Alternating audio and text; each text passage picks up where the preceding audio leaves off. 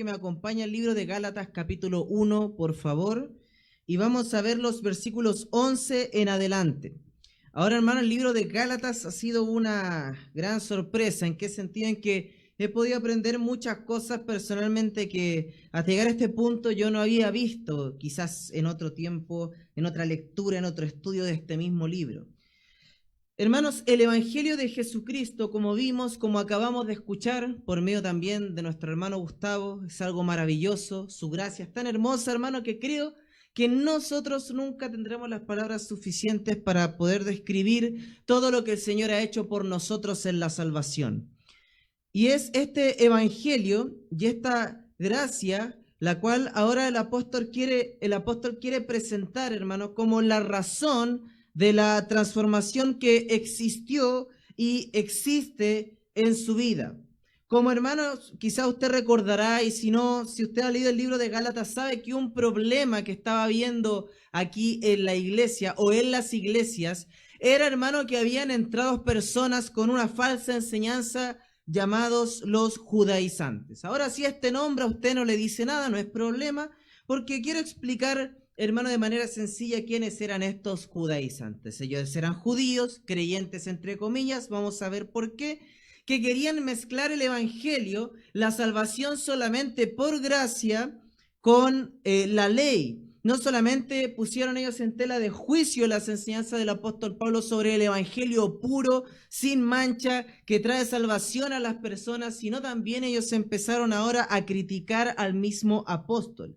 Preguntaban, ¿es el apóstol un verdadero siervo de Dios? ¿Él ha sido llamado por Dios?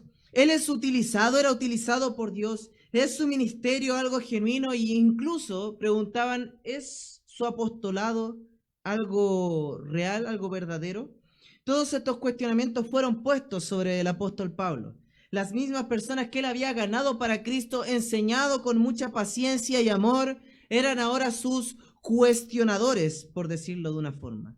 De tal manera que él desea responderles que él es un siervo de Dios consagrado para traer gloria al Señor. Si quiere ver un vistazo, vea cómo termina el capítulo en el versículo 24 con la frase: y glorificaban a Dios en mí.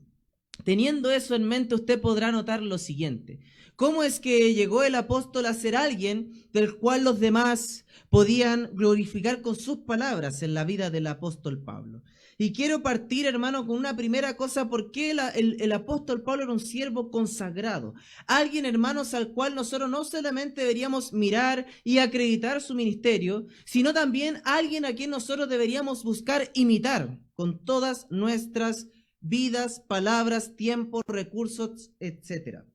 Quiero que vea conmigo los versículos 11 al 17. ¿Por qué, hermano? Porque esta parte es donde nosotros vamos a ver los mayores principios que está presentando el apóstol para luego terminar con un recorrido algo histórico de su propia vida desde su conversión. Pero dice el versículo 11 en adelante de Gálatas capítulo 1.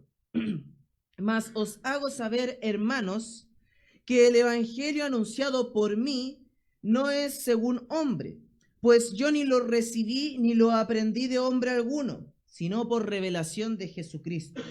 Porque ya habéis oído acerca de mi conducta en otro tiempo en el judaísmo, que perseguía sobremanera la iglesia de Dios y la asolaba. Y en el judaísmo aventajaba a muchos de mis contemporáneos en mi nación, siendo mucho más celoso de las tradiciones de mis padres. Pero cuando agradó a Dios, que me apartó desde el vientre de mi madre y me llamó por su gracia, revelar a su Hijo en mí para que yo le predicase entre los gentiles, no consulté enseguida con carne y sangre, ni subí a Jerusalén a los que eran apóstoles antes que yo, sino que fui a Arabia y volví de nuevo a Damasco. Aquí, hermano, nosotros debemos saber una cosa de cómo no solamente Pablo, sino usted, hermano, puede ser un siervo, una persona que está consagrada a Dios, hermano, es tener recontra claro en su vida que Dios a usted le ha llamado. Con lo primero que aquí el apóstol desea acreditar, su ministerio, lo que él está haciendo, que él es un siervo de Dios, es hacer saber a los hermanos en Galacia que el evangelio que él está predicando y que él había predicado a ellos no llegó por su propio razonamiento o búsqueda. Él quiere relatar en su carta, y lo que él está relatando acá, hermano, no es como él se convirtió en un seguidor de Cristo, sino como el Señor Jesús lo volvió a él en su seguidor. Porque, hermano, la historia de su vida es una historia de la gracia de Dios, de que el Señor ha venido a su encuentro y le ha rescatado, le ha encontrado donde usted está y él le ha llamado.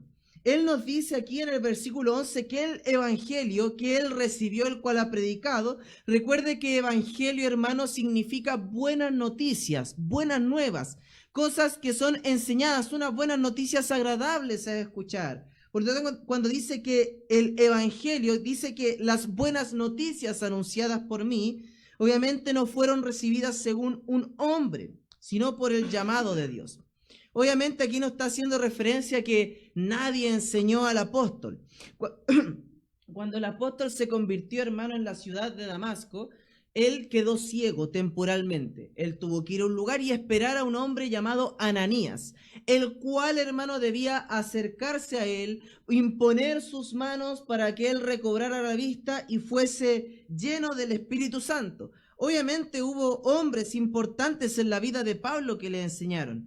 Sin embargo, lo que él quiere decir cuando dice que el evangelio no lo recibió de hombre, no es según hombre. Dice que el evangelio, las buenas noticias, de primera no son para agradar a los hombres o a una persona en particular. Tampoco quiere decir que el evangelio es con el propósito de producir beneficios terrenales para los hombres, sino que el evangelio que él recibió fue de Cristo, de Dios, para revelar a Jesucristo. Significa que las buenas noticias de Jesucristo transformaron su vida con el fin de predicar a Cristo para la gloria de Cristo. Significa que toda su vida estaba dando vueltas en torno al llamado de Jesús a su vida. Por lo tanto, hermano, las buenas noticias de salvación, el evangelio de Jesucristo que predicaba Pablo, no era algo que había recibido de otros hombres, sino de Dios mismo. Quizás, hermano, usted puede llegar a entender que ha habido muchas personas que a usted en su vida le han enseñado la palabra de Dios, que le han guiado por medio de la palabra. Pero, hermano, cuando nosotros abrimos la palabra, la explicamos y la entendemos, lo único que estamos haciendo es ser instruidos por Dios, porque como dicen Hechos 9:15, y permítame leer lo que aquí dice en la misma conversión del apóstol Pablo, cuando Ananías, este hombre que yo decía que fue a imponerle las manos, tiene dudas porque Pablo era un perseguidor de la iglesia. En Hechos 9:15, vea lo que el Señor dice del apóstol. En ese tiempo, Saulo de Tarso dice: ve, porque instrumento escogido me es este, para llevar mi nombre en presencia de los gentiles y de reyes y de los hijos de Israel.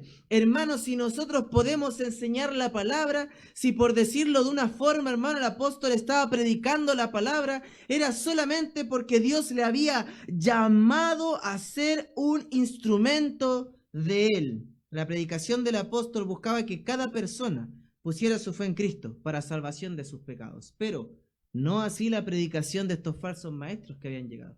Ellos estaban buscando cosas personales. Ellos mezclaban la fe con las obras, mezclaban la gracia con la ley.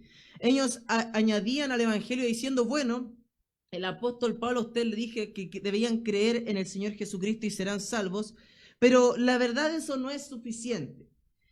Ustedes tienen que hacer estas otras cosas. Algunos tuvieron que circuncidarse porque era tanta la presión y la influencia que llegaron a tener estos hombres que decían: si tú no estás circuncidado, entonces no eres parte del pueblo de Dios.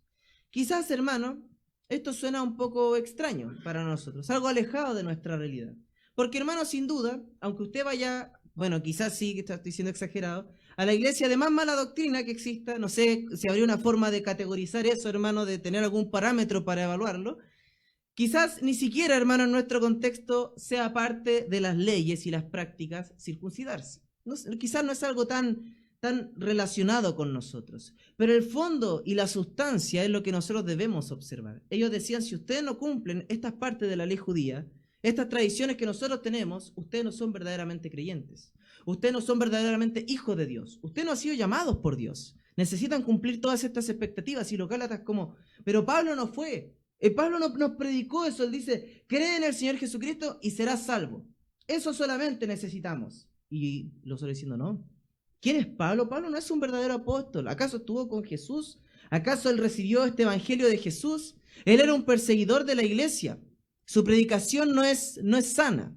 Su predicación no es saludable para la iglesia. Ustedes necesitan guardar la ley. Ellos no solamente querían preservar sus tradiciones, ellos querían agasajar su orgullo y ampliar, por supuesto, su control sobre las personas. Pero lo más importante que usted va a ver en este tipo de personas es que ellos no querían que la gente se comportara como Cristo. No querían que la gente conociera a Cristo. No querían que la gente creciera en la fe en Cristo. Querían que estos Gálatas se comportaran como ellos, guardaran sus tradiciones. Porque un falso maestro está de eso preocupado.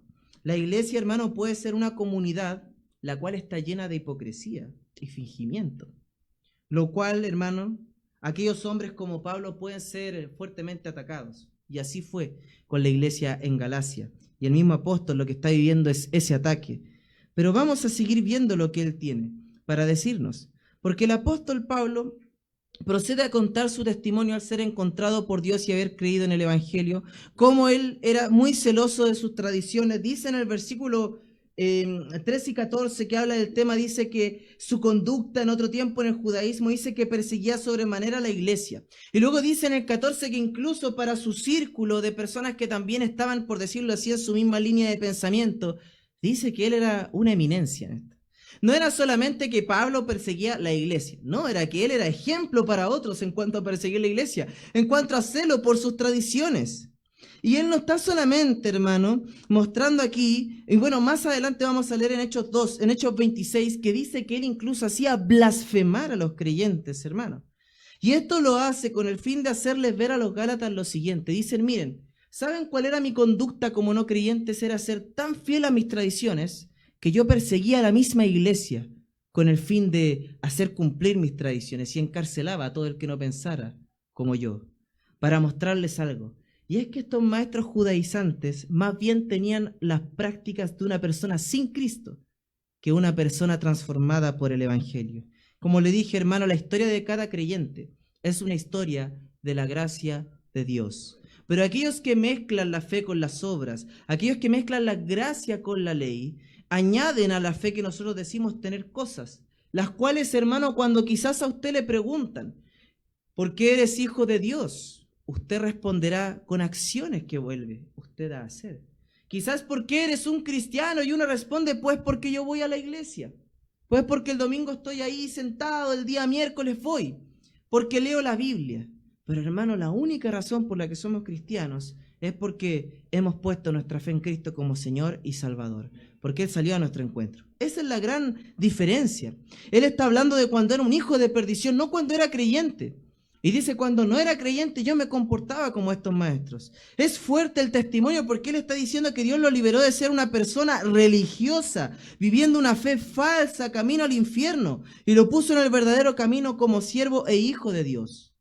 Por lo tanto, dice, aquellos que quieren aún vivir en sus tradiciones, que se enaltecen a sí mismos, que quieren enorgullecerse de sus obras y sus buenas acciones, dice, pero esa es la demostración de una persona que está sin Dios, de una persona que está sin Cristo. Porque una persona que ama a Dios, que busca a Cristo, es una persona que busca solamente entronar a Cristo, que busca que las otras personas conozcan a Cristo, que busca que las personas se maravillen de la gracia que el Señor nos entregó, de cómo fuimos salvos solamente por su palabra, por su evangelio. Ellos se comportaban como Pablo en su antigua vida. Quizás, claro, ellos no perseguían a la iglesia, pero eran tan fieles a sus tradiciones que al momento de entrar decían, ahora ustedes sigan nuestra tradición, sigan nuestras prácticas y serán verdaderos hijos de Dios. Pablo encarcelaba a los cristianos por no seguir las prácticas judías, pero estos judaizantes encarcelaban espiritualmente con sus reglas a los gálatas. No hay una diferencia sustancial en esto, ambos eran celosos de la ley, mas no de Cristo. Hermano, cuando nosotros entramos al Evangelio, nosotros entramos, hermano, a un estilo de vida distinto, diferente, hermano, al que nosotros tenemos sin Cristo. Estos hombres, igual nosotros, hermano, pudimos haber sido celosos de nuestras vidas, orgullosos de nuestras buenas acciones, hermano. De seguro muchos de nosotros antes de Cristo creíamos ser buenas personas, creíamos no tener ningún problema con la fe, pero hermano, estos hombres eran celosos de sus prácticas, pero no de Dios. Eran celosos de sus obras, pero no del Espíritu Santo. Eran muy celosos de su ley, pero no de Cristo, hermano. Y eso pasa mucho hoy en día, diría yo, en las iglesias, donde cuántas personas son orgullosos de lo que ellos han hecho, de lo que ellos hacen, pero no son celosos de Cristo. Alguien quizás habla mal de ellos y tenemos que reparar las cosas, vamos a hablarlo aquí, yo no dejo que nadie me pisotee. Y si alguien blasfema a Cristo, no, hay que perdonar, así es la cosa. Y hay una diferencia, hermano, con eso, porque nosotros debemos ser celosos de Cristo y su nombre y que se mantenga puro en nuestra iglesia, que se mantenga puro al predicarlo, hermano. Nosotros debemos comportarnos como creyentes que se glorían en Cristo. Y más o menos así termina el libro de Gálatas. En Gálatas 6:14 dice, pero lejos esté de mí gloriarme, sino en la cruz de nuestro Señor Jesucristo, por quien el mundo me es crucificado y yo al mundo. Aquí termina el apóstol Pablo en este primer capítulo diciendo glorificaban a Dios en mí, hermano, porque lo importante de nuestra vida, y si vamos a hablar de nuestro testimonio, no es que la gente se asombre de nosotros, porque, hermano, la mirada no debe estar en nosotros, ni en el hombre, ni en la persona, sino la mirada debe estar en Dios. Hermano, algo que pasa muchas veces es que las iglesias viven una religión, una fe basada en el hombre. Y muchas veces nosotros también tenemos eso. A veces nosotros somos un poco complacientes con nosotros mismos, personas que conocemos su familia. Y decimos, no, es que mira, en la iglesia donde estábamos hubo gente que dañó aquí a tal y a tal. Y hermanos, si fuéramos honestos, si somos nosotros muy quisquillosos, si nosotros nos fuéramos de cada iglesia donde somos dañados, creo que andaríamos de iglesia en iglesia cada mes, cada fin de semana. Porque pueden haber cosas, hermanos, que sucedan. Somos aún un cuerpo imperfecto. Pero si estamos llenos de gracia, vamos a hallar perdón. Vamos a hallar, hermanos, restauración. Vamos a hallar, hermanos, el negarnos a nosotros mismos con el fin de amar a otros. No fingiendo el amor, sino amando sinceramente. No de frente diciendo, bien, estamos avanzando, amamos la obra y por detrás, mira cómo se hace esto, mira cómo se hace esto otro. No, aquí los cristianos, aquí los hermanos, aquí las hermanas. No, hermano, un amor sincero es lo que produce Cristo en nuestra vida, no solamente externo. Eso era lo que querían vivir estos judaizantes, solo externo, algo por fuera, algo que pudiera yo aferrarme para enorgullecerme. Pero el apóstol dice, me glorío en Cristo, me glorío en Él, en lo que Él ha hecho.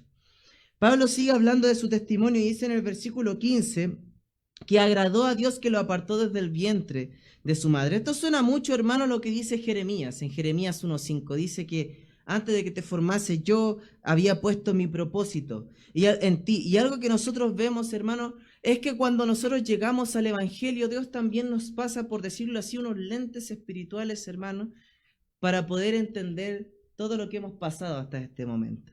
¿En qué sentido, hermano? En que el Señor ha preparado circunstancias. Muchas veces nos ha cuidado de cosas mayores, nos ha estado llamando mucho tiempo. A veces hay personas que llegan al Evangelio, llegan a la fe y dicen, yo me doy cuenta cómo el Señor estuvo obrando tantas veces en mi vida. Pero algo que vemos es que el apóstol no fue solamente llamado a la salvación, sino según el versículo 16 dice, revelar a su Hijo en mí para que yo le predicase entre los gentiles.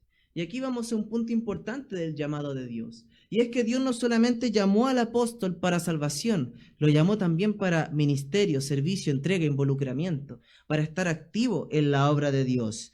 Algo, hermano, que pasa también en su vida, porque cuando Dios le llama a usted para salvación, no solamente le llama para ser salvo, sino le llama para que ministre, para que se involucre, para que sirva. Es el orden lógico natural de nuestra conversión. Y aquí, hermano, quiero que usted pueda ver algo sumamente interesante, pero también muy práctico, hermano. Y es que aquí el apóstol mezcla muy bien las dos cosas que regularmente a nosotros nos cuesta un montón poder unir. Y eso es, hermano, tanto la soberanía de Dios como la responsabilidad del hombre. En el versículo 16 el apóstol dice para que yo le predicase entre los gentiles. Esta palabra para predicase, de todo el texto que estamos leyendo hoy día de los 14 versículos, es el único verbo que usted va a encontrar en modo subjuntivo. Ahora, hermano, ¿qué quiere decir eso en cuanto a la gramática? No es una clase de lenguaje, por supuesto, sino, hermano, que aquel verbo subjuntivo que uno usa es el verbo que uno usa con alguna condición, algo que yo no estoy seguro que va a pasar. Por ejemplo, alguien me dice, bueno, ¿qué te parece si nos juntamos y vamos a ver un partido tal día? Yo digo, mira, bueno, si llegase a ir, llevo tal cosa. Ese si llegase presupone que hay algo que tiene que pasar para que yo vaya. Entonces lo que el apóstol aquí está diciendo, dice, y dice, para que yo le predicase, lo que está diciendo es que ahí debía incluir alguna acción, algo de obediencia del apóstol, porque bien el apóstol pudo haber sido como Jonás y haber rechazado el plan de Dios en su vida, haber retrasado el plan de Dios y haberse opuesto a la voluntad directa de Dios. Y ahora usted se pregunta, ¿qué tiene que ver esto con mi vida? ¿Es algo tan interesante o es algo práctico? Hermano, es muy práctico. Porque probablemente Dios le pueda estar llamando a usted a ciertas cosas dentro de la iglesia. Dios le ha llamado a ser salvo y estamos muy agradecidos de su salvación por solamente creer en Él. Pero ahora el Señor dice, yo tengo un ministerio, tengo un propósito, tengo algo que quiero hacer con tu vida. Pero tú debes recibirlo, tú debes decir que sí, tú debes obedecer. Y el apóstol dice, mira, Dios me llamó para ser salvo, solamente por su gracia. Dice que antes, en el vientre de mi madre, Él me había llamado por su gracia. Pero también Él me dio una misión, la cual yo hice bien en obedecer. Dice. Hermano, si Dios le ha dado una visión a usted, Dios le ha dado algo que hacer, usted está obedeciendo su voz, está escuchando la voz del Espíritu Santo, está, hermano, sirviéndole con pasión, porque eso es lo que nos dice en Hechos 26, y quiero que vayamos para allá, al apóstol cuando relata su conversión, hermano, en Hechos 26, versículos 13 en adelante. Ve ahí cómo él relata su conversión. Bueno, sabemos que el apóstol, hermano, recibió una visión, él cayó al piso. En el versículo 15 de Hechos 26, él dice, yo entonces dije, ¿quién eres, Señor? Y el Señor dijo, yo soy Jesús, a quien tú persigues. 16, pero levántate y ponte sobre tus pies, porque porque para esto he aparecido a ti, para ponerte por ministro y testigo de las cosas que has visto, y de aquellas en que me apareceré a ti, librándote de tu pueblo y de los gentiles a quienes ahora te envío, para que abras sus ojos, para que se conviertan de las tinieblas a la luz y de la potestad de Satanás a Dios, para que reciban, por la fe que es en mí, perdón de pecados y herencia en los santificados. Hermano, Pablo tenía claro cuál era su llamado, que debía hacer, predicar a los gentiles específicamente.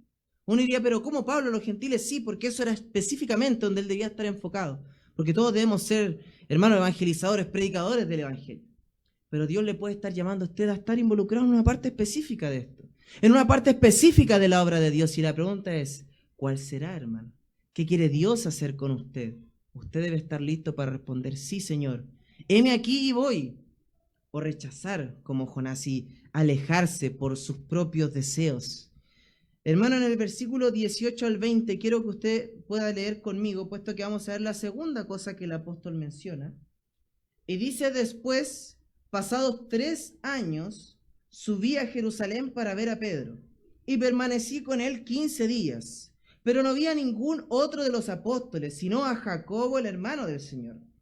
En esto que os escribo, he aquí delante de Dios, que no miento. Aquí, hermano, el apóstol está hablando de lo siguiente.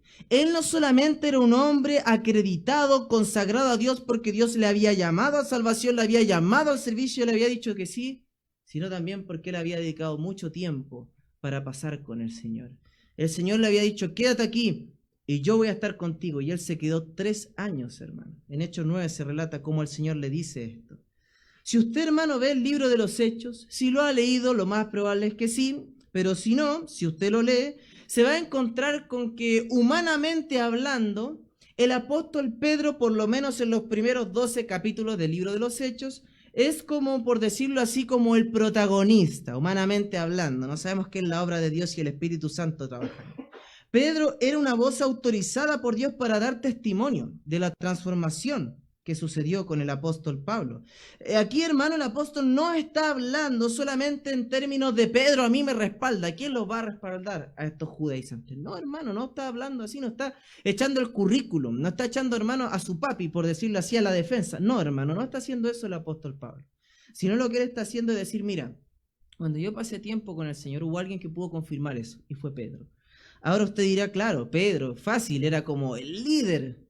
Pero hermano, ¿sabe qué? Mire lo que dice el apóstol Pablo de Pedro en el versículo 11, pero del capítulo 2, dice, pero cuando Pedro vino a Antioquía, le resistí cara a cara porque era de condenar. Y hermano, el apóstol Pablo se enfrentó ni más ni menos que al apóstol Pedro. Hubo una disputa no pequeña entre los dos, hermano. Lo que está diciendo aquí, hermano, ya es el Espíritu Santo, obviamente, porque aún así Pedro recibió con humildad esto, pero lo que quiero que note, hermano, es que el apóstol Pablo no sería muy inteligente si en la jugada si él estuviera buscando su propio nombre, su propia acreditación para que lo vean, para obtener algún rédito de lo que está haciendo. No pondría a alguien con el que se puso a discutir. Sería ilógico. ¿Por qué sería tan ilógico, hermano? Porque de seguro gente preguntaría a Pedro y Pedro diría, ¿qué hace este Pablo? ¿Qué se cree él? Venir a enseñarme a mí. Es como él mismo dijo que era un abortivo, yo creo que peor. No, hermano, le está diciendo porque Dios ha estado obrando en eso. Dios le ha dirigido, Dios le ha guiado. El mismo Pedro puede dar testimonio de eso.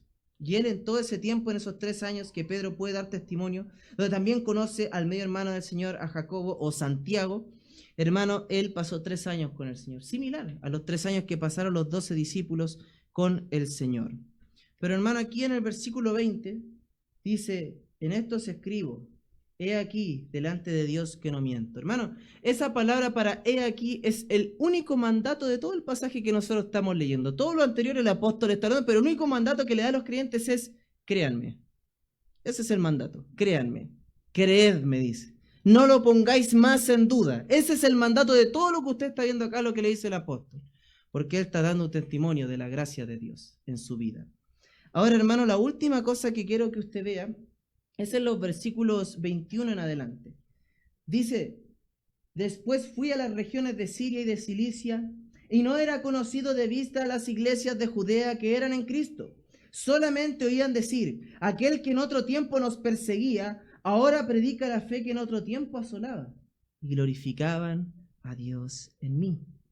De seguir la progresión normal de la salvación, ser llamado para salvación, ser llamado para el servicio, pasar tiempo con Dios, ahora puede concluir un poco el testimonio de su vida. Y eso es que él trae gloria al Señor. Esto lo pudo atestiguar Pedro, pero ahora también lo pudo atestiguar muchas iglesias. Todos pudieron observar el cambio que existió en el apóstol Pablo. Las iglesias dice que daban gloria a Dios por la vida del apóstol, hermano. Pero ¿sabe quiénes no lo estaban haciendo? Las iglesias en Galacia. Porque habían entrado, hermano, personas que a la fe le añadieron obras. Y cuando nosotros dejamos que eso entre en nuestra vida, empezamos a ver la gracia transformadora de Dios como algo malo. Empezamos a ver, mira, hay una persona que ha puesto su fe en Cristo, se va a bautizar. Y decimos, ¿qué importa? Yo llevo tantos años sirviendo y nadie a mí me reconoce. Hermano, es porque las obras nos importan demasiado. Si servimos es para el Señor y Él lo ve, estamos seguros de eso, porque Dios no es injusto. Pero hermano, qué bendición es ver cuando una persona se bautiza, se entrega al Señor y tenemos la oportunidad de ver eso en nuestra iglesia. Pero estos hermanos, ¿qué estaban haciendo? No, tienen que haber muchas obras alrededor de su vida. No es solamente creer, son otras cosas más. Hermano, se pierde el sentido de lo maravilloso que es la salvación de un alma, hermano, así podemos verlo. Ni siquiera estoy hablando de grandes cosas que nos llamarían la atención como humanos. Muchos en la iglesia en Galacia, estos falsos maestros judaizantes decían, mira, Dios no te ha salvado por completo, necesitas circuncidarte. ¿Cómo no vas a guardar la ley? Tú eres quien mantiene tu salvación con estas acciones. Y Dios dice no, porque aquí está el apóstol Pablo, el que fue transformado solamente por la gracia del Señor, y las iglesias dan testimonio de él y glorifican a Dios. Las verdaderas iglesias entronan la gracia de Dios en la vida de las personas. Hermano, ¿cuál es la medida del éxito de una iglesia? Son la cantidad de personas que sentamos un día domingo. Es la cantidad de personas, hermano, que están cada semana aquí congregadas. No es solamente, hermano, una medida del éxito, si queremos verlo así, sino más bien la medida del éxito de una iglesia son las vidas transformadas por el Evangelio y la palabra de Dios.